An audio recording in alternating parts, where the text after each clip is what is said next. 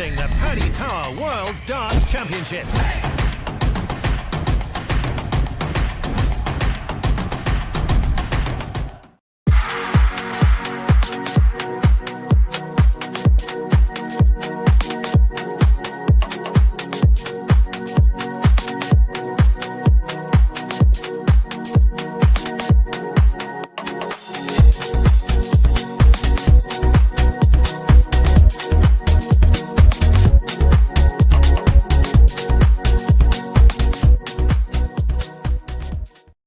Good evening and welcome to the Online Darts Fallout Bar as we reach the conclusion of day number 6 at the 2026 Paddy Power World Darts Championship. Dan Simpson joining you as always from up here in Teesside. I'm joined once again by Carwyn Evans and Daniel Spedding. Gentlemen, how are we this evening?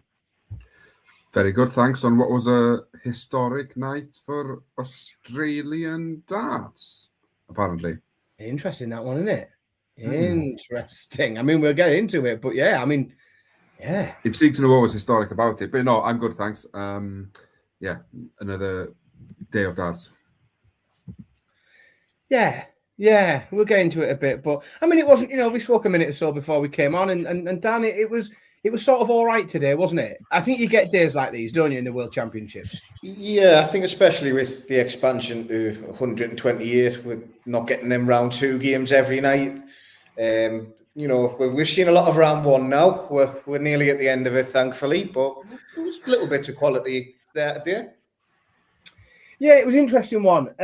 We'll, as always, folks, we'll talk through the day of darting action. We'll go through them in order. We'll tackle the afternoon session, then we'll get into the evening, followed by some predictions for tomorrow. Make sure you get involved in the chat room. In order to get involved in the chat room, you've got to be subscribed to the channel. So make sure you click the subscribe button, click the like button while you're on, click all the buttons, click the share button, send it to your nan, send it to your mum, send it to everybody you know, and get involved in the chat room with some banter and certainly with predictions as the show goes on. To kick it off, we've got to go. I tell you what, it feels like a long time ago, this, and I'm going to have to rely on YouTube because I have a mortgage to pay and there are only so many afternoon sessions that my employer will grant me any freedom from. So I raced home from work in time to see the final game of the afternoon session because everybody knows I ain't going to miss that one. But we started this evening, today, Alan Suter against Teemu Harju, and I sort of want to say that this went how I expected, but do we still, and I don't mean in the level that we saw, particularly in this game, Carwyn, but do we still think there's more to see from Alan Suter? We'll hear from him in a minute about where he thinks his level is at, but is he still a man that you expect a little bit more from? Yeah, as in 90% of the time I've seen Alan play, I'm like, yes, as in this is what I sort of expect from him and this is the level I think he can get at. Now, I don't know if today was the fact that he was a favourite, as in everybody expected him to win. Everybody expected him to win quite comfortable without sort of wanting to sound disrespectful towards Teemu. But he just let the game take control of him. He was never in control of it, and he just looked edgy on stage. And it was the way the level disappeared from his game as well. As in, I thought after 2 sets, here we go, nice 3-0 warm up to the main afternoon event that was to come after. But then everything went to pot, and I think the second game was an hour later starting than scheduled for the television. So I think that sort of says everything about how it went in the second half of the game. Yeah, it was interesting, wasn't it, Dan? Because for large parts of this game, I thought, or it certainly looked like what we had was a seasoned professional against a qualifier making his debut, and then it sort of didn't for a bit, did it? And I think it took. But was it that experience of the seasoned professional that just was able to, just wrestle back control and just get over the line? Yeah, I mean, the first two sets, I think Suter was averaging 100 plus. He took a couple of ton plus checkouts, and I was like, oh, he's looking, could he get in the quarters of the Worlds again? Could we see that type of run again? He was looking unbelievable, and he just got dragged down to the other player's level. I don't know if he mentally checked out and thought, I'm just going to stumble over the line here. And then it became a real gritty match, and experience probably slightly got him over the line, but it was a hard afternoon's work when it really didn't need to be at one point. He could have made that a lot easier on himself and had a lot less stress after round one. Yeah, I mean, I think one of the issues, and we see this with, the players that don't establish themselves firmly at the top of the game, is that the gap between the top of their game and the base of their game is quite wide, and the peaks and troughs. And I think from Alan Suter, we saw a set average of 109 and a set average of 77, and it's those peaks and troughs that are so far up. I mean, they are the distance of an average pub player apart from each other. Those two averages, it's gonna have to. It's going to have to get tighter, isn't it? And he could maybe afford for that ceiling, that top end to come down a little bit if the bottom end lifted up slightly. Because it's just that consistent level that's lacking, isn't it? Yeah, he 100% can't get away with that in round two. He's burned all 9 lives there. He can't be doing that again. That's his get out of jail free card use for this tournament, I think, 100%. Yeah, well, we have got an interview with Alan Suter. Phil has been busy at the venue. He's been interviewing all of the winners. Don't forget, folks, we'll show you and we'll play you a few clips from those interviews. But once you finish watching this show, all of the interviews with today's winners are available, or will be by then available in full on the Online Darts YouTube channel. So make sure you check them out. But let's see what Alan Suter had to make of his victory. So I'm nowhere near 64. So the reality of that is I'm happy for next year. And also the reality of the PDC changing the ranking system is I'm going to be 32 to 64. That's where I'm placed. So you're never going to close that gap in the next couple of years. So I'm quite happy, and I think that I will maintain top 64 for the next couple of years. Clearly, I don't operate the same way they guys operate. The guys that are playing all the time, playing in all the events, they have got a foot up. Of course they have, and that's their job. But it's not my job. I'm just here for a jolly, so it's perfect. I'm back to night shift tomorrow night, and I'm happy with that. So all good. You need to be at every Pro Tour event if you're not in the top 32. The way they've changed the ranking system, it's almost impossible. And I'd love Phil to go look at what the ranking is at 16. 32, 48 and 64 and see the massive gap they've created. It's almost impossible unless you've got the talent of young Luke or Springer or Charlie Manby, whoever. They guys might close the gap, but for the rest of us, it's almost impossible now. Mate, I'm 52 in the world. We don't get any say in anything. Yeah, cool. Good question. So, we've heard lots of players before, and what I don't want to drag us into at this time of night is a debate about the top 16 automatically qualifying for different. There's a conversation for another time or another, and we've had that conversation a lot. But I think the short question to sort of, you two and folks in the chat room as well is, if you make a statement and then immediately have to list all the exceptions to that statement, how valid is it? Because, we are consistently seeing more, in this year alone, players breach through blowing that ceiling between, getting a tour card, getting through into that top 64, moving themselves through into the top 40, getting some Euro Tour, qualifying for the Euro Tour, getting on a couple. And so, we are seeing it, aren't we? We've just seen one 10 minutes ago. Granted, he had a stinker of a game. But, we are seeing people project themselves up the rankings. So is it just a problem for players that aren't quite good enough? do think. Yeah, I think, yeah, obviously, and I think as well, it's the age-old debate of if Alan Suter was to commit to the tour full time and give up his job, he would climb the rankings because he'd be able to attend more events, he'd be able to go every week, and he'd be playing competitive darts week in, week out. So naturally, his game would improve. His decision is not to do that, and that's entirely up to him. You compare.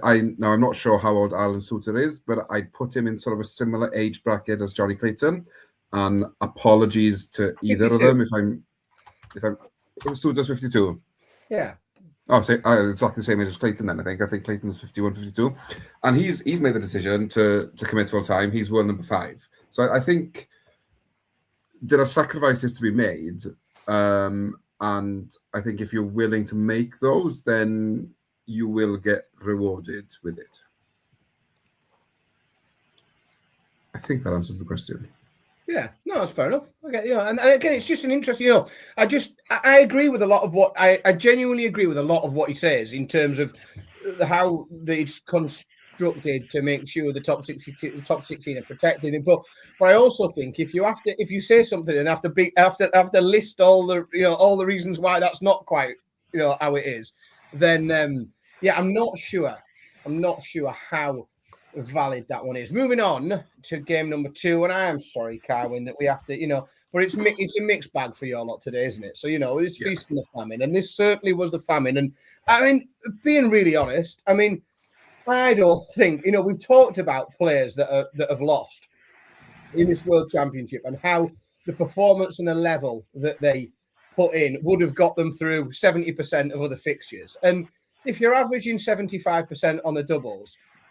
If you're hitting 75% of your doubles and you are averaging just shy of 93, you're going to expect to get through the first round. But this was just another Justin Hood performance, a bit like we saw at the Players' Championship finals, where he surprised Damon Heta with a big average and played well. But there's a real player in there in Justin Hood, isn't there?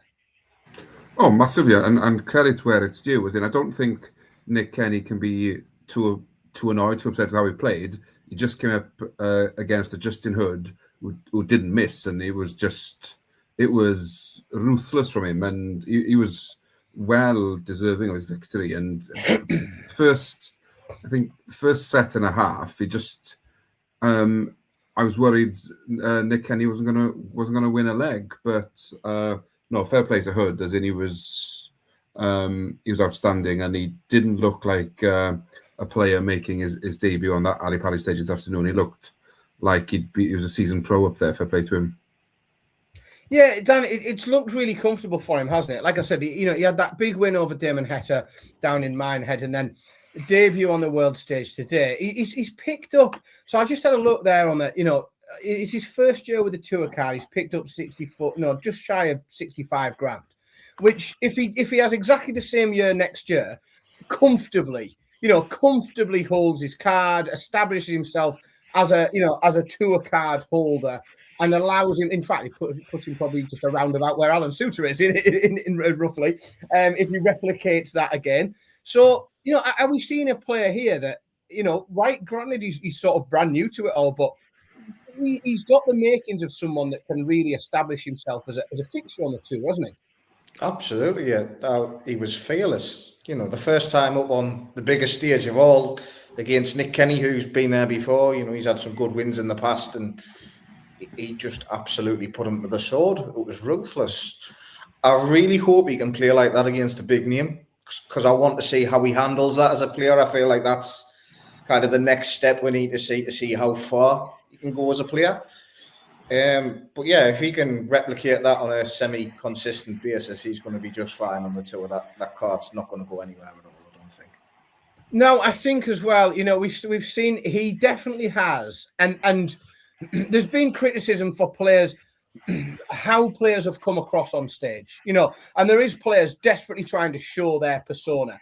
And, he did it in Minehead. He came on with a number of different amusing hats on. This time he's getting the belly out and he's with it. He seems not just comfortable on the stage, but he seems like a really good personality to have on the stage. You know, the crowd lap it up, don't they? And those that have maybe not heard of him before, by the time they've watched him play a game, they've become a fan. And that's a big thing for a dart player. I mean, it's what you want to see, you know. I mean, look, there's been some greats that don't show too much on stage. Sometimes that's part of the persona, the bulletproof. You don't want to show anything. But I think as long as people are being genuine to themselves and being that character that they are, you know, Ricky Evans, for example, love him or hate him, you know, he probably gets a lot more notoriety than his ranking deserves. You know, he's a very well-known player, partly due to his throwing style. But it's good to see. And as I say, if he can keep putting in them performances and keep getting the eyes on him, he could be one to keep an eye on over the next couple of years to pulling a few upsets off. Well, from players there, like you mentioned there, players that don't give a lot on the stage, which moves us on to game number 3. To a player who does, you know, gives an awful lot both on and off the stage. As we saw Scott Williams take on Pablo Nebreda. And this was a real potential banana skin, I thought, for Williams. And again, you know, similarly to Nick Kenny earlier, you know, a performance from Nebreda that would have got through an awful lot of games, but it was a very, very confident performance, especially on the outer ring from Williams. Has he put some of those questions to bed today, do you think, Dan? To an extent, I think we still need to see him. I mean, look, Nebreda threw a very good game at him, don't get me wrong. But I think we still need to see him under pressure when he's down in sets, when he's really up against it. I think Scott Williams is a brilliant front runner when he's got all the confidence flowing, he's hitting these checkouts. But if people were concerned about his form coming into this tournament, what he showed us there is that the player that got to the semis is definitely still there. Well, that was going to be my question to you, Carwin, because you know we saw that absolutely, and he was superb. Again, not just, you know, the darts was brilliant, but just as a, you know, as an addition to that tournament, what he does give you in, you know, interviews and on the stage and the crowd interaction, everything, he's such an asset. And you know, have you seen signs? Are there shoots of that player being back, so to speak? That as it's been described in the chat room as the love affair with Ali Pali. Could he go on another run, do you think? Yes, I don't think there's a semi-final in him. I think whilst, yes, he's got that confidence, he's got that swagger on stage, I don't want to say it felt a bit forced today, but I think because there's been so much talk about his struggles with throwing the darts and where his game was at, that he sort of wanted to put a show on just to shut all that down and then see where he goes in the tournament. I think he did a bit more than that. I didn't expect him to hit just shy of 100 average. I thought you've got to love his confidence on stage, as in he sort of comes over as a bit arrogant, but not at the same time. As in, I quite like the no look 180, the sort of interaction he has with the crowd, and it's as first rounds go, you can be very happy with how he played today. Obviously, the big question is when he comes up against somebody who's throwing a 9900 average back at him, does that confidence still come across then? Yeah, definitely. Just a quick one. Warren's in the chat room, friend of the show. Warren's in Alexandra Palace. Yeah, so and I noticed on Facebook that you were down there today. I was very jealous, mate. I think I was flicking through my phone between meetings stuck at work today when I noticed you were down there. I was very, very jealous. We've got a bit of an interview with Scott Williams, so we'll have a little listen. See what Scott made of it. I think the averages were exactly the same. I'm looking over on the board there, it's 99. I'll take that after having dartitis apparently 2 months ago. He was so good and he was so steady. What he did wrong was he had 2 or 3 visits in the middle of a couple of games where he couldn't hit a treble, and I just carried on banging the treble. So fair play to him, respect to him, all the best on the way home and stuff like that, and he'll probably be back next year. no doubt. But yeah, I'm here to win games and win money. That's what I'm here for. The problem is with that is, and I'm sorry to cut your question short, when you have a blip or a yip or a problem with dartitis, so many people pick it up. The worst thing was I had it prior to that video against me and Ryan Joyce. I had it for a month prior to that, but no one see it. So as soon as it come on and it's out there, and people are texting me, treating it like it's cancer. Right, I'm okay, I'm fine, I'm going to get over it. And the thing is, there were so many journalists that had no idea about the game, had no idea about darts, no about the darts in general, were asking, talking, like, can we talk about it? It's like, no, I don't want to talk about it. Like, the more you talk about it, it's somewhat mental. The more you talk about it, the more I'm going to ingrain it in my head that I've got it, right? I've got it. So I've gone the last month and a half, 6 weeks, 8 weeks, where I've gone, I haven't got it. I've done exhibitions, I've practiced at home on my own, I've done this, and I haven't got it. And I'm pushing, I'm trying so hard. And it showed up there that it's just, mentally, I'm strong enough to push through it. It's interesting. For a player that doesn't want anyone to talk about dartitis, I think I've ever heard the phrase used so many times in such a short interview, but he's clearly, if we are to believe what he's saying, believes that he's either able to move past it or has control of it. Are we convinced? I think when you look at elite sportsmen, a lot of them have a level of delusion where they can sell themselves any dream. And for a normal person like me, you, Carwin, that's dangerous. You know, in normal walks of life, that's not great. But I think in elite level sport, that's such a powerful tool.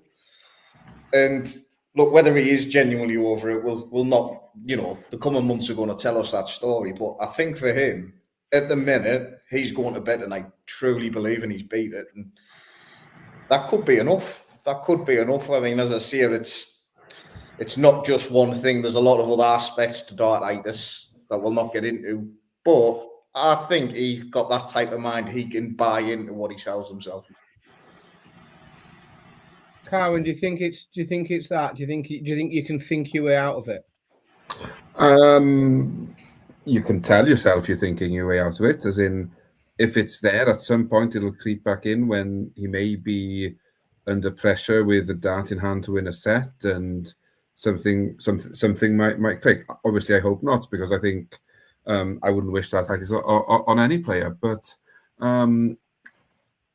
if convincing himself that he's over it is what gets him on a run in the World Championship, then let him believe that. As in, I've seen players stop playing because of at all levels because of dartitis, and none of them seem to have the cure to get over it. But Scott Williams tells us he's over it. Nobody knows his arm, mind, dartitis better than himself. I'll tell you what, if he does, then there's probably a decent there's probably a decent income stream for him as a specialist coach, a mindset coach, perhaps once the dart career comes towards the end. Right, game number 4, of course, the main event of the afternoon, as Chris Dobey continued to try and fight against every hair serum that I purchase, every bit of shampoo that I buy that will probably help me regain my hairline. He's insisting that I'm going to stay a stressed, bald Chris Dobey fan forever. It was good enough, Carwin, but it won't be. I think if that's how I could put it up in a sentence, it was good enough, but it won't be. Yeah, which sort of reflects his Premier League campaign, where it should have been good enough, but it wasn't because he had a shambolic disaster on the outer ring. I think it says everything that Zhang had a higher doubling percentage than Dobey. So yeah, it was just, he did everything right apart from hit a double. As in, if he could hit doubles half as well as he hits trebles, he'd be world number 1. Oh, mate, if you could finish a leg on a treble, he'd be yeah. he'd be I don't flying. know what it is now. It's sort of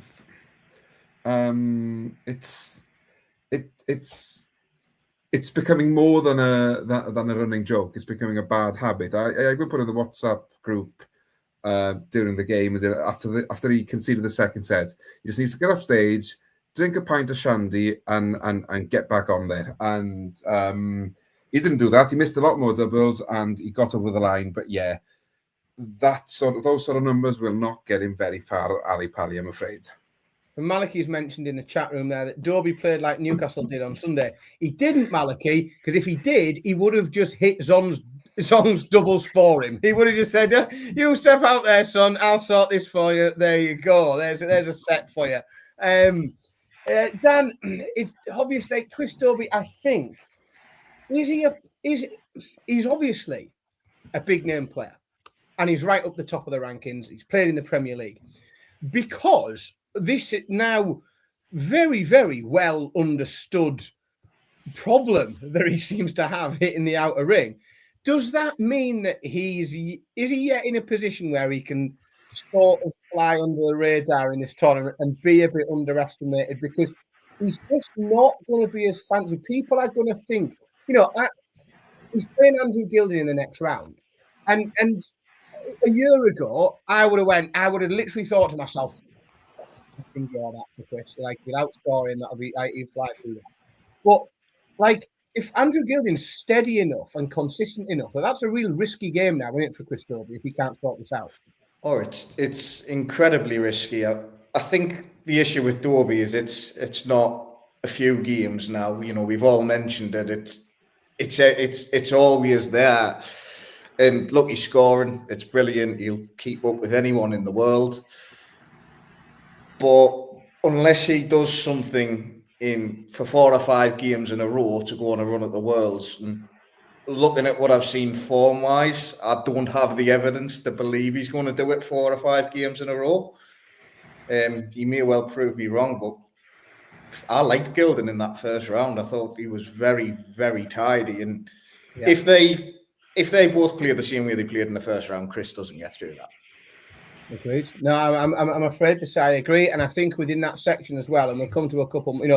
We'll come to some of the players later on, but there are players in that section. People like Luke Woodhouse, people like Gerwyn Price, people like Ryan Joyce, even, who are so good on the outer ring that. And I don't know, like Chris might outscore them, but he won't. I don't think he'd be able to outscore them by enough.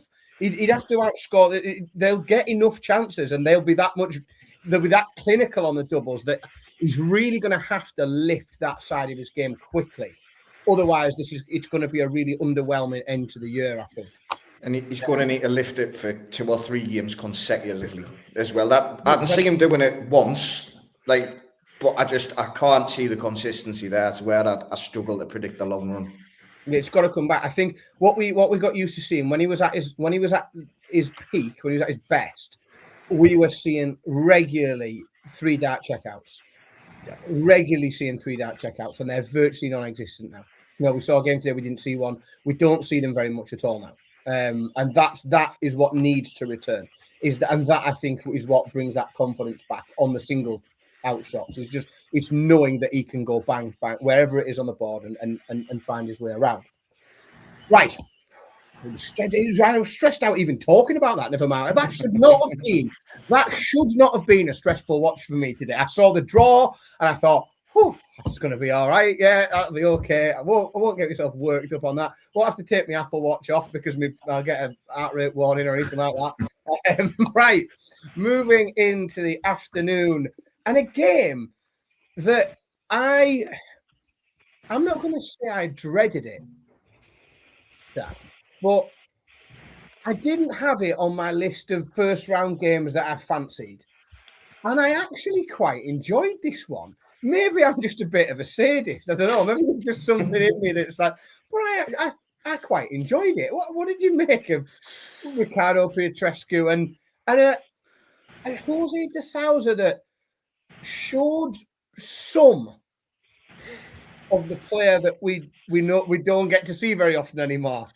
I mean, Jose de Sousa's a brilliant enigma within darts, isn't he? You know, for 5 minutes he can just look truly even now when he's pinging them 180s in, and it just looks beautiful. But then he'll leave himself a 159 outshot, and it's.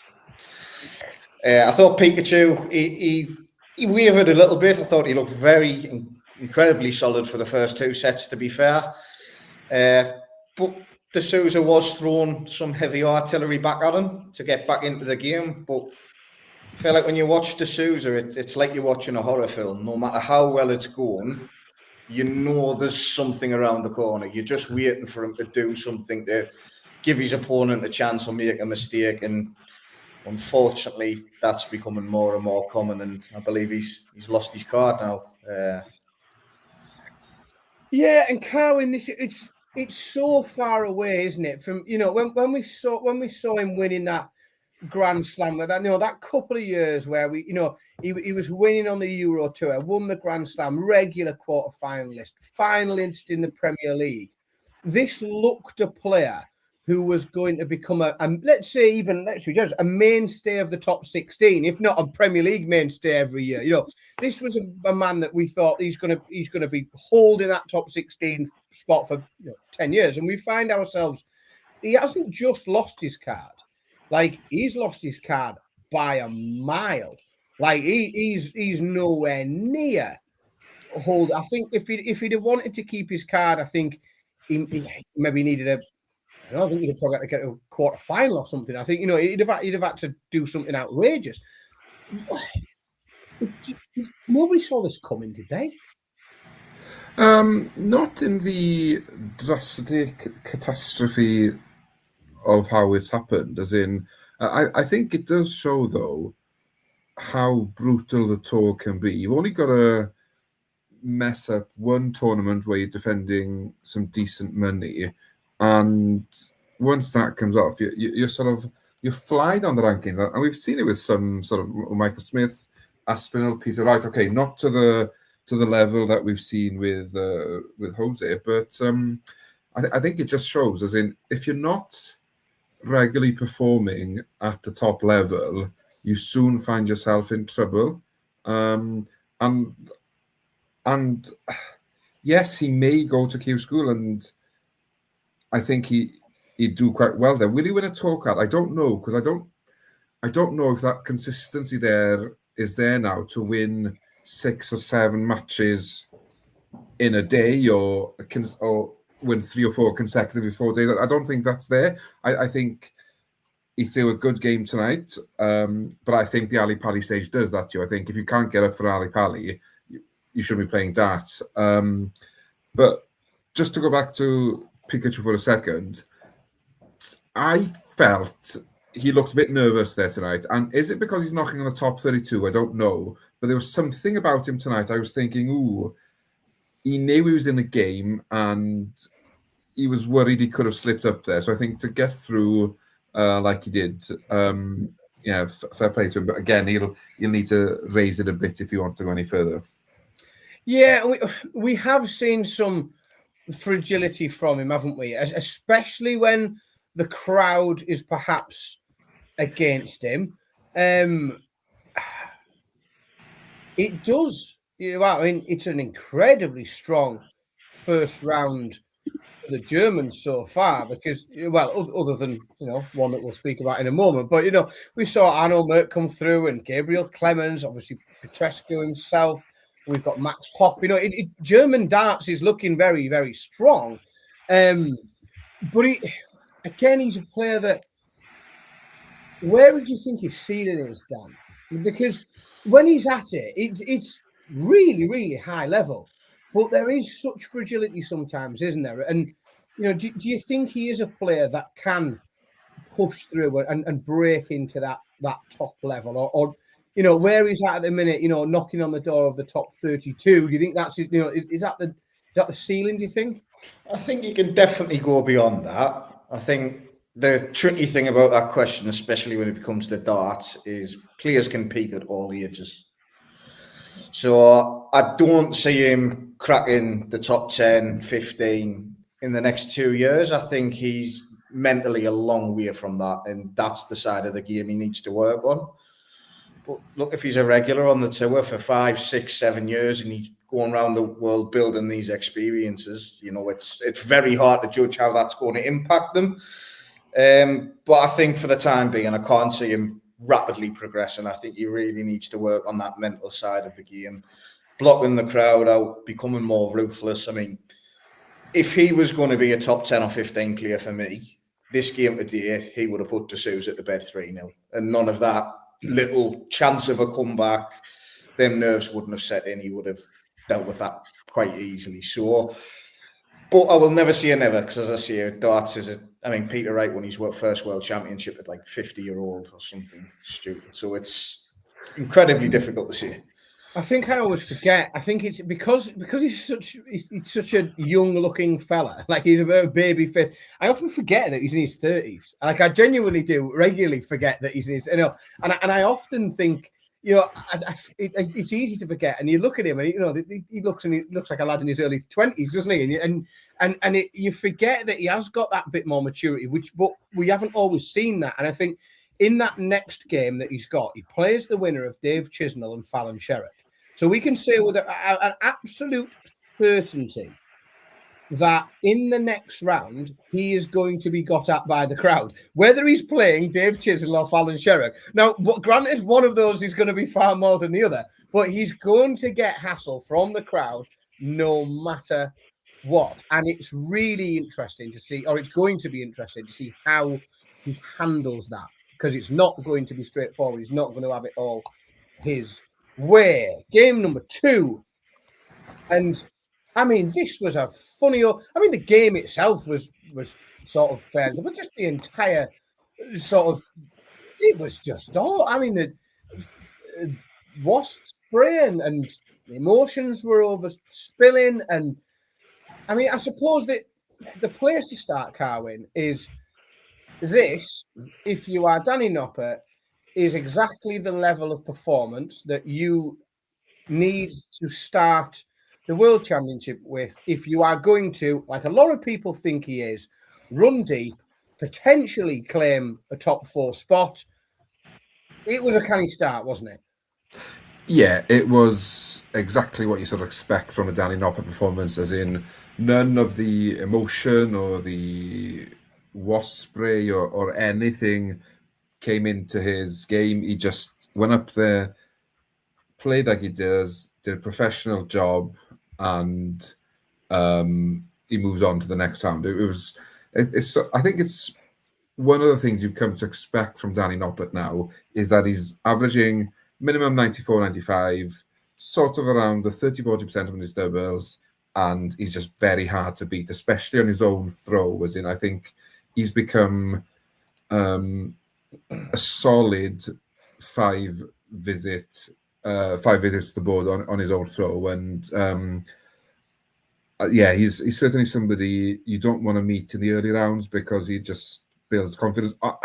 As the games go longer, you sort of your Lukes, your Gavin Price, they'll think that he'll have a lull and they can pick him off there. But in a best of 5, as in he's ruthless and just doesn't give you a chance. As in, I didn't think Van der Velde played that bad, but he just looked second best in everything during that game. And Noppert is a professional outfit, and young players should probably look at someone like him as how to play the game, because I think, there's not many flaws there, to be honest with him. Jeroen van der Velde, Dan. There is a supremely talented player in there that is waiting to break out in the top end of the game, and he clearly is having the time of his life. We see that from the walk on. We see it, that you see the look on his face. We see him jovially bringing his wasp spray, entertaining the people. But we have now seen some more than one outpouring of emotion when things have either been, overwhelming, or been a bit difficult, or things haven't gone his way, or things are a bit too much. That's not typical of the players that reach the top end of of any sport, really, let alone this one. Is it something that concerns you, or is he a young man with an awful lot of things, dealing with with an awful lot of stuff? Is it completely natural and no one should be concerned, or is it? I think it's natural if it's, a young man, as we say. However, if you're looking to compete at the top of the sport, it's a point of concern and something you need to address. Otherwise, you won't be able to get to that level. So I think he was giving Noppert a really good run till I think Noppert clinched this. He went 2-1 up on the bullseye, and then I think he took a 1-3-5 out the next leg, and then went 180 into the next one, and that felt like it kind of killed the game there. And then it was just that little 3-4 minute run. The emotion side of it, it does need to be looked at. As I say, it's difficult because they are young men. These players could play for another 20 years. And obviously work on that. But given what we've seen, I can't see that changing overnight. I don't think it's a snap your fingers and that's fixed. And I think we are going to see some brilliant performances, possibly even an upset or two. But it's going to hinder his progress until that gets addressed. And that's really where I think I'm coming from. And I don't want it to be misunderstood, because I've seen some shit on the internet already about whether or not that the expression of emotion is appropriate or acceptable. And I think it's complete bullshit. I think it's complete wank. And people should be allowed to freely express whatever emotion they're currently feeling without risk of ridicule or anything, and my question is essentially not uppercutting benches. Well, I suppose, that's a different sort of emotion. I'm probably I'm more approving of the emotion we saw tonight than perhaps what we saw yesterday. But my question genuinely relates, like I say, to the impact on performance, to the impact on performance, and being able to in a place mentally to deliver your absolute best, which is what is key, isn't it? If you're going to get to the top end of the game. Yeah, but I think I'm going to let him off this one, as in I think he's probably had the biggest month, 6 weeks in his darting career, where he's got out to the groups in the Grand Slam. He's made it to the Ali Pali stage, as in it's a place that millions of people up and down this country, let alone across the world, would give an arm or a leg to be in his shoes. So I think tonight I let him off, but if this becomes a habit every year, then yeah, I think he needs to sort it out. But I think as a one-off, as in, hey, let him express himself, as in other players do it by shouting "Booyah, go on," or pulling their socks up. So why can't we have a crier on stage? Yeah, 100%. Right, so we've got, and it's rare that we get this, is we've got a Danny Noppert interview, and we don't get many of them. So Phil has been working hard. So we let's have a little listen before we get into Danny Noppert a bit more about what Danny made of his victory. To be honest, for me it feels nice that everyone talk more about me. I see it on social media. I see more, supporters say, like a spot in a Premier League or something like that, and yeah, I like it. Yeah. You're one of the quietest on tour, shall we say? That just keep yourself to yourself. Because my English is not really good. I think so. But do you feel that we're all seeing the real Danny Noppert now? Your personality and so on. Do you think we're seeing the real you now? Yeah, I think it's a different kind of Danny Noppert. Yeah. We are, aren't we, starting to see the character on stage as well. Like, he was giving it some tonight, and he was really. And I've said all along, like, I think Danny Noppert is a perfectly suitable player for the Premier League, because I do not think his level ever lets you down, and I just think him on the Premier League will give you competitive games, and what entertains. It's not everyone having a fucking brilliant walk-on song, but it's the best players in the world in highly competitive games, and he will consistently give highly competitive games. I think that's the first time I've heard Danny Noppert say the words Premier League himself. I don't think I've heard that before. But he's number 5 in the world, and the bracket is tempting. It could happen, I firmly believe. I mean, it's that conversation that we go back to the ceiling and the floor, and with Danny Nobbert, it's not a very big room. You know, there's not a lot of difference there at all. There's variance. It's tight. It's like we were saying earlier.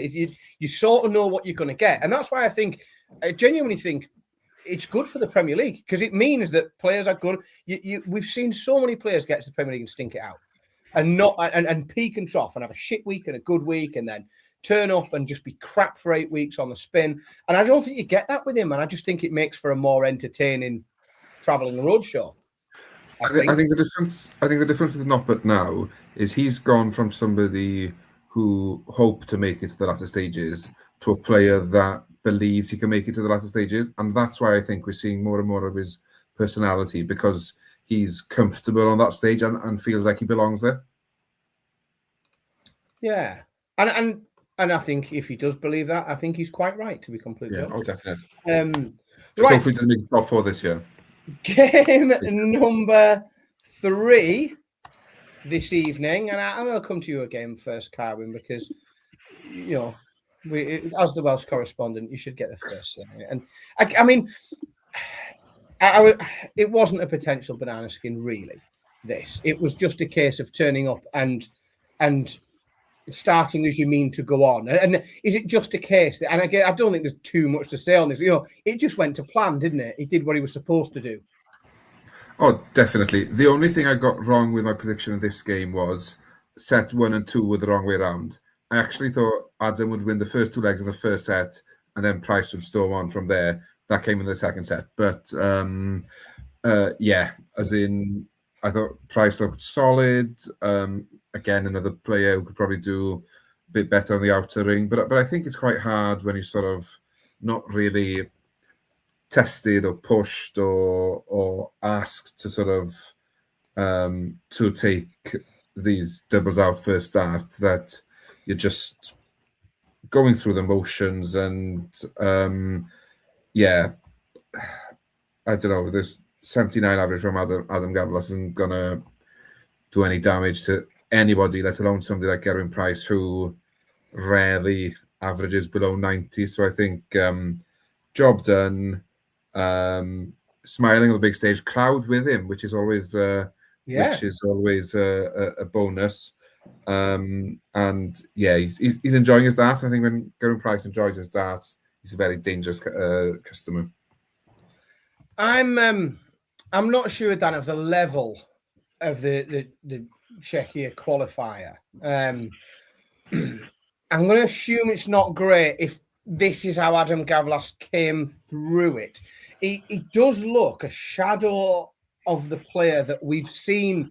You know, we've seen do some quite lovely stuff on a PDC stage before. You know, we know there is a talented player in him, and I know some people might have an issue with the pace, but you know, this is a former World Youth finalist, and there's a player there, but it looks, even for such a young man with such recent success, it almost looks a bit of a distant memory, doesn't it? Yeah, I mean, I thought tonight he looked like he was feeling very much sorry for himself. I mean, look, we know he can play better than that. Let's be fair. Let's caveat that. It wasn't his greatest performance by any means. But, you know, World Youth finalists, if we look at how most of them have kicked on in recent times, I mean, I know Ted Everts hasn't quite, but, you know, a lot of them are kicking, and he really hasn't had that progression that we'd expect. And I don't think he's putting in the performances either. I mean, sometimes you get players where when they're coming up, they might go out average 110, but because of inexperience, they'll miss at the wrong time and get punished. And I'm just not really getting that sense. He's just getting blown away. No, I think it gave me all the sense of a man who played in a tournament in his home nation and won 15 grand. And in order to collect that 15 grand, he had to turn up and be beaten by Gezi Price. That's sort of the vibe. That's the vibe I got from the whole lot. It was like, well, I've played this tournament, I've won 15 grand, but in order to pick it up, I've got to turn up, I've got to travel over there, I've got to turn up, and then this bloke's gonna he's gonna chuck darts, and I'm just gonna have to stand and watch a lot, and it's gonna be a bit shit. But at least I get to pick my 15 grand up, and it sort of gave me those sorts of vibes, and yeah, and I don't know. I suppose we've got an interview from Gezi, so we'll listen to Gezi in a moment. But Carwyn, was that game being so easy, for want of a better word? Was that the best way that this tournament could have or should have started for Gezi Price, or would something more competitive? We know that there are some tasty games ahead for him, especially if he goes as far as many people think he might. And perhaps would he have or should he have been tested a bit more? Would you have liked to see him pushed a bit harder, or is it just a case of safely does it? I think, yeah, obviously you want to get pushed, but to be fair to Gezi, he's still rocked up with a 96 average, having missed, was it 17 darts at a double, and so everything's there. He just needs to tighten up his doubles, and I think more often than not tonight, what you saw him do was miss on the outside because he wasn't forcing the issue. He wasn't coming inside too often. So he knows he'll have to tighten up his doubles if he's to go as far as people expect and have that tasty semi-final that we all want to see. But yeah, I don't know. I think he'll be satisfied, and he'll know that he's got more in the tank when he needs it. And I think what that also does send out is a message, as in it doesn't make a difference how my opponent plays. This is the level I'm playing at. So you've got to bring your A game if you want to match me. And if you bring your A game, I'll raise it a bit more. Yeah, well, like I said, we do have a post-match clip from Gezi. It's the last post-match clip of the night, but don't forget, folks, that all of today's interviews will be available in full, not just the little clips we play here, in full on the Online Darts YouTube channel. So make sure you check them out as well. But in the meantime, let's hear a little bit of what Gezi had to say. All year, you've been telling us that a big one is close. It's been a good season. However, come January the 3rd, could it be a great season? Do you feel that the form is good enough to go and win this right now? I am winning. No, honestly, I'm not losing. Nobody's beating me this year. To be honest, I don't mind, as I know. I delete my social media before big tournaments and, just get my own little bubble. I believe in my own talent and my own ability, but if people are saying that, then fair play to them. But yeah, I just believe I'm going to win this tournament, and I don't care what the obstacles are in front of me. I know it's going to be tough. It's going to be very tough, whoever I play, but I'm definitely coming through every game. It's giving you a little. I do. I've always said about Carwyn Price that I do believe he is in the top 3-4 in the world in terms of having like the mindset of an elite sportsman. One that regardless of what sport he was playing, that his process, his mindset, his mental preparation is at the very, very top. He is a real, true competitor, and I'm not sure I believe he's going to win it, but I believe that he does. If that makes sense, like he's convinced himself, hasn't he? Yeah, I think the main difference now though is he used to say that when he first hit the ground running, and it was a bit arrogant. Now I think the way he says it is like, yeah, you may think I'm joking, but I actually think I'm going to win it, as in nobody's going to stop me, and he's sort of backing it up with performances. Will he win it? I don't think he wins it, but he'll certainly keep us on our toes, I think, for the next couple of weeks. Right. Well, that brings to an end the review of today's matches, afternoon and evening session for day 6. Are we not doing Australian dart and history? Oh, Jesus, it doesn't. Oh, there's not too much to see here, but Well, if anybody in the chat knows what history was made, please let us know, because I haven't got a clue. Do you know what? There's nothing worse. First of all, I don't like cocking up. I don't like cocking up more when it means that we have to talk more about Arthur. I was right up for predictions then. Right up for predictions. Yeah. Right. There was another game of darts as well. Right. So, no. So let's give it its due. Let's give Joe Comet though his due, because I don't know how much this was. I don't know how much this was Nico Springer playing really bad, or if he just sort of played all right and Joe Comito played better than people expected. I don't know. How much of a stinker was it, Dan, do you think? Was it as bad as people think? People say, I mean, people are going in two-footed, and I don't know. I mean, I'm not going to sit here and try and tell anyone that was great, because it certainly wasn't. I just think Comito, in very short spells, maybe in a leg or maybe with that big 155 outshot, could not consistently, as in piece it together and do it 4 or 5 visits on the bounce, but he was just able to find a little bit of quality here and there, and Springer just he couldn't live with it. It was more than enough to get over the line. I was quite happy to see Joe Comito win. I think the first round of the World Championships, all the favourites get through, and you get the odd story where someone who probably wasn't expected to win goes back home with a good bit spending money for Christmas.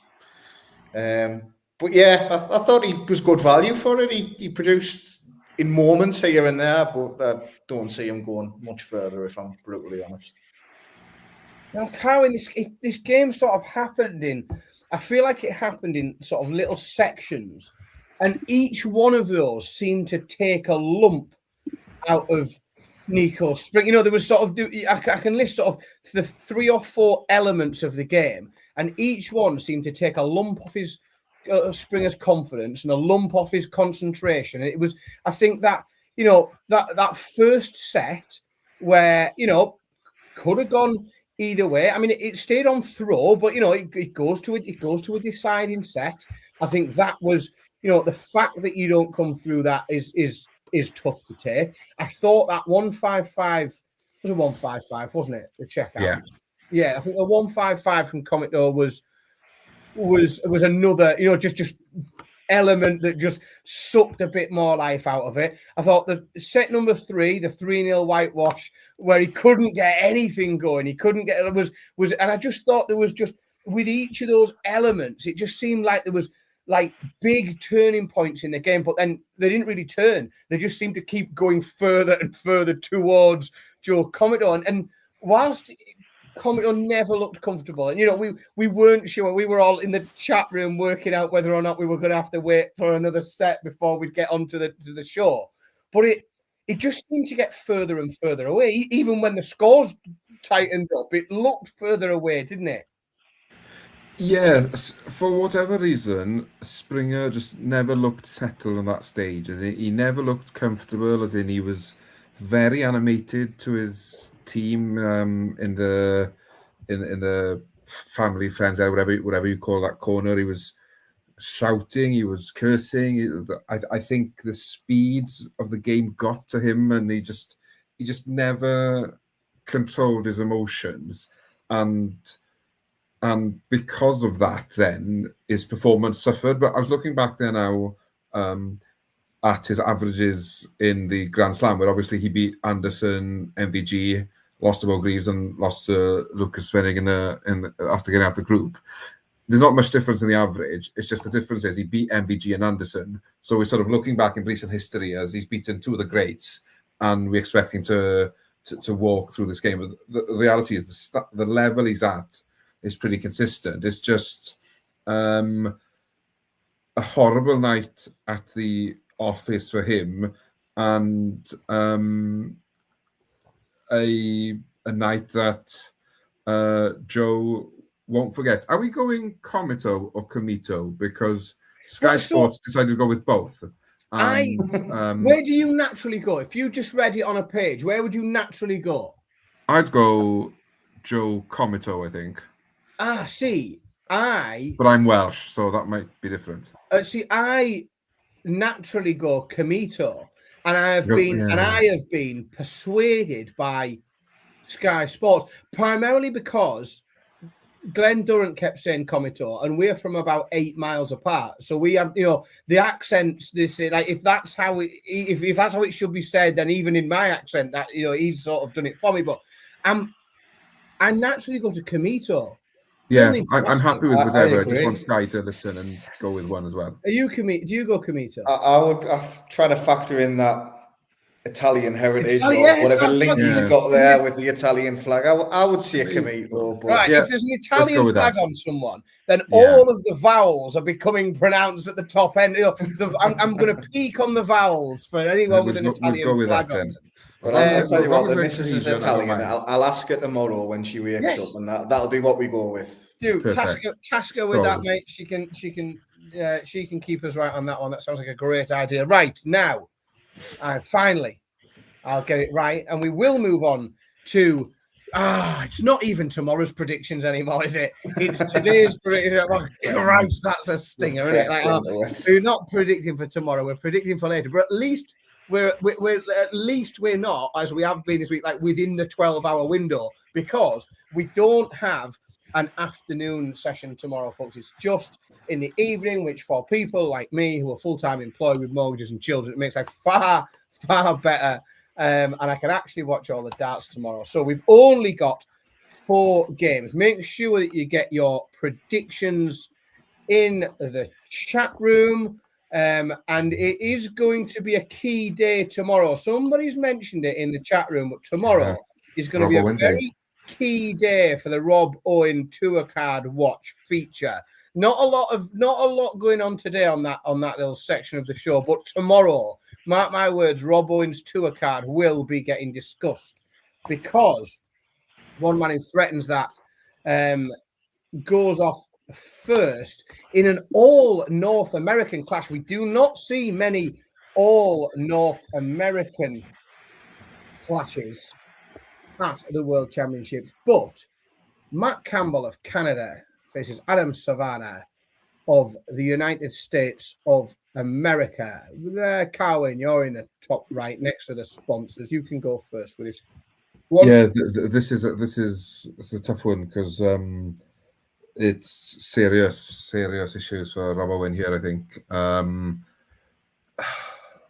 Or does the pressure of the tour card weigh heavily on Campbell's shoulders? I think it's going to be a long one, because we're going to go half one session tomorrow. It's not going to be fast. It's not going to be over. It's not going to be pretty. Campbell wins 3-2, I fear. For Rob Owen, obviously, not. Dan? I would agree. I think it might even go to where we need to win by 2 legs and go sudden death. Could be a little bit Alan Soutar-esque. But yeah, I think we could be in for a back and forward slugfest. Well, folks, if you are going to do a bit of business tomorrow with our sponsors, Paddy Power, providing, of course, you have already engaged with the quite wonderful Darts of Destiny, then you're going to have to go with Adam Savannah, because I'm also going 3-2 Matt Campbell. And it just doesn't happen that we all get it right, I'm afraid. It's not a thing that happens on this show. No, again, I just think I think it's going to be played at a decent level. I think these guys know each other pretty well. I think they've played each other a lot. I think that will take a little bit away from the pressure of being on the stage. It's easier when you're up with you're up there with somebody familiar. Matt Campbell is playing for his tour card. Like, that is, Adam Savannah, he's there to try and put a show on, make a name for himself, pick up a few quid. Matt Campbell is playing for his continued existence on the PDC tour. And for that reason, I just think he digs in a little bit more.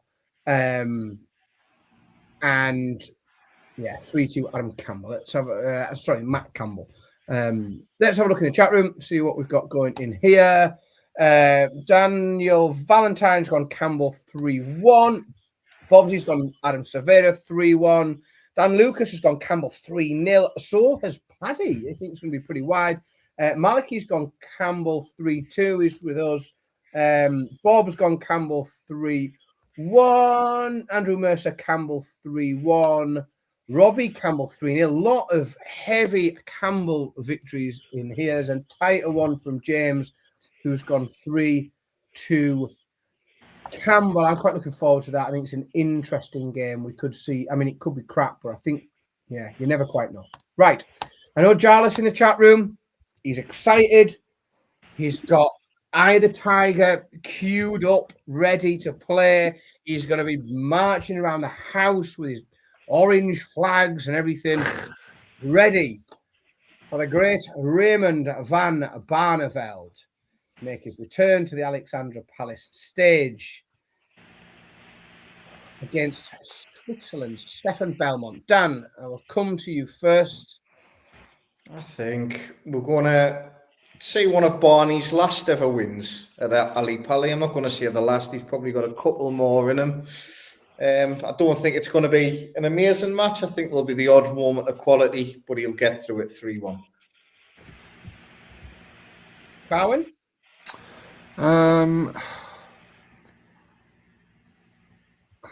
Can he do that? Can Belmont find something? No, I don't think he can. I didn't see enough from him at the Grand Slam to convince me that there's a win in him tomorrow. Barney wins. I think Barney might win 3-0 with a couple of sets going all the way. Interesting. We're building them a bit of an acca, I think, here.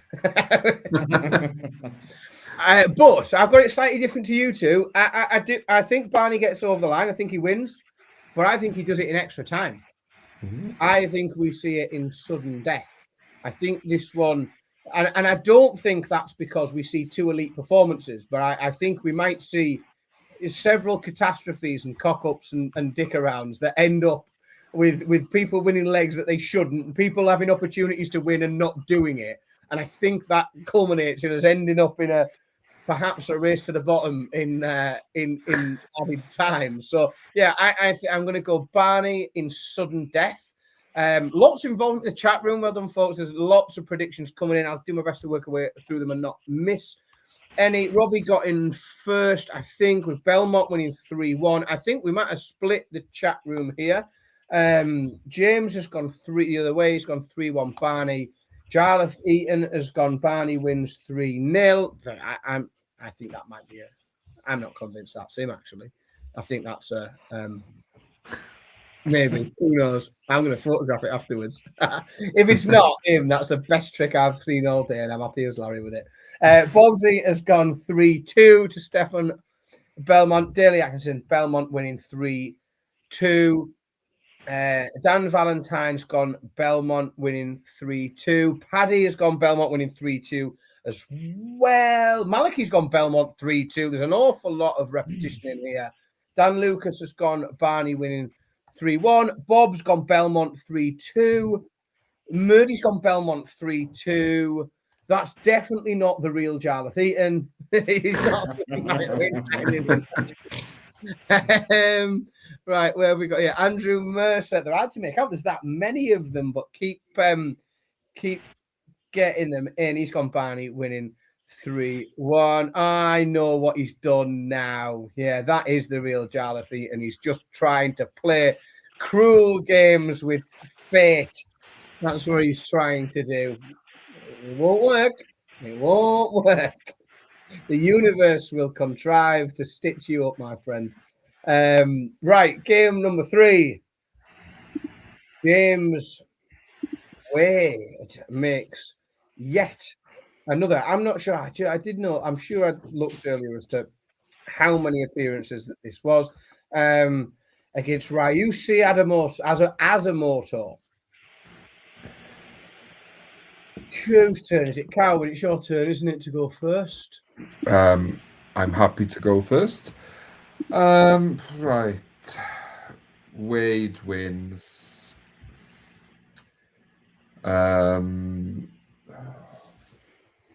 Wade wins 3-1. Is unhappy with something. Takes a couple of 110 outs and talks about how he's not talked about enough in the press conference afterwards. That fucking mystic, Meg. Dan? I'd agree with everything Carwin said, but I would say 3-0, but the rest of it's accurate.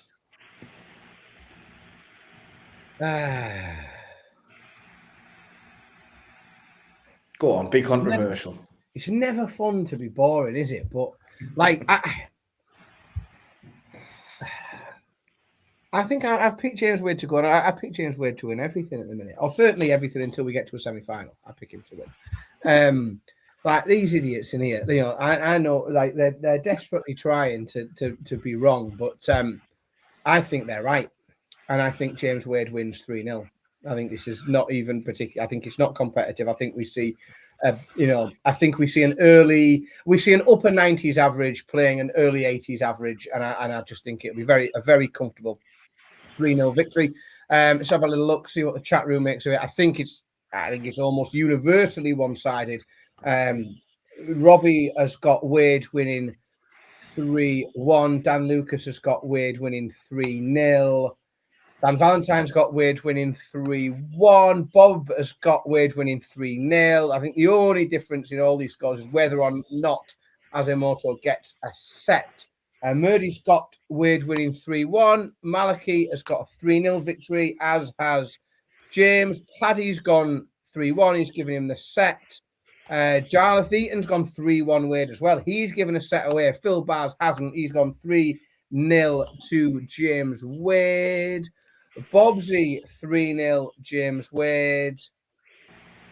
And I'm sure there's another one in there as well. Late one. Yeah, Andrew Mercer's gone Wade winning 3-0. Very, very, very heavy in the chat room. Lots of confidence around James Wade. And then, very important game.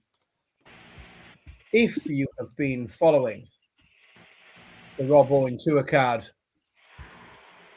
updates through the course of the World Championships. A final game of the evening, Martin Schindler against Stephen Burton. Dan, will Schindler just have too much for the man who is trying to ruin? I believe so. I think we could see quite a good performance here from Schindler. High 90s. He might drop a set, so I'll see a 3-1 Schindler, but I don't think there'll be any real drama to it. I think he'll be quite comfortable. Darwin? Obviously, Schindler is going to win because he's the honorary Welshman on Rob Owen Day.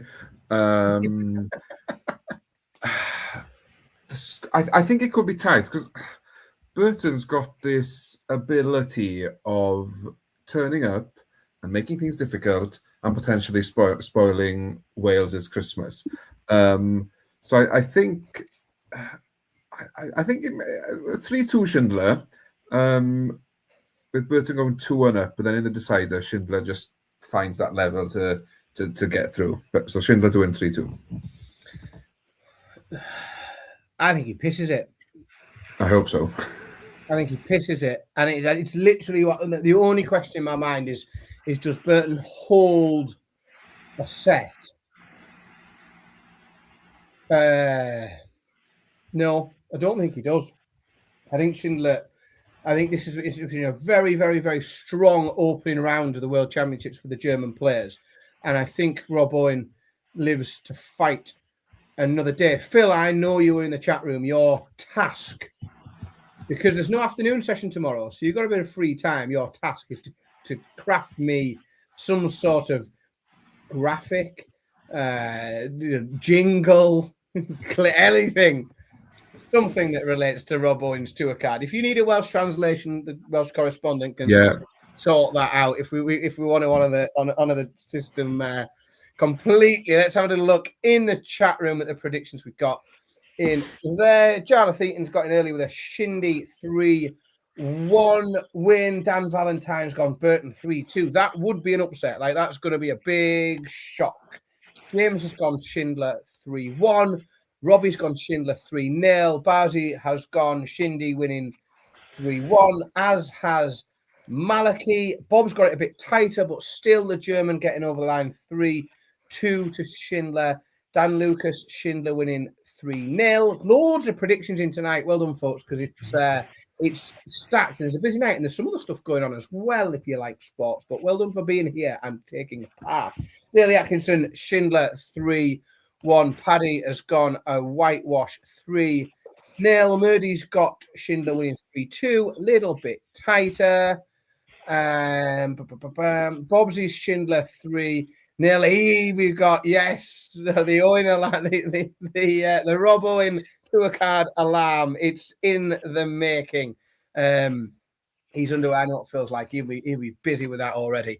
Right, folks, that brings to an end day 6 of the Paddy Power World Darts Championships 2026. We will be back as ever tomorrow. I'm not sure who. I think I'm back. Don't know who else. Probably could be the same lineup, could be different. Who knows? But we, Online Darts, will be back again. We will have some more interviews and clips from winning players. Don't forget, as always, those interviews are available in full on the Online Darts YouTube channel. Make sure you are subscribing along to be notified of those. We'll probably go into a bit more detail tomorrow because we've only got 4 games to talk about, 4 games to predict. So we don't have to rattle through quite as quickly, getting through 8 games like we've done this week. Thank you very much, everybody in the chat room. It's been dead busy tonight. Loads of predictions in and loads of banter, which is what we like to see. Thank you, Cowan. Thank you, Dan, for coming along again to joining the fun. I have been Dan Simpson. We have been Online Darts. Thank you all very much for joining us, and we will be back tomorrow. Good night.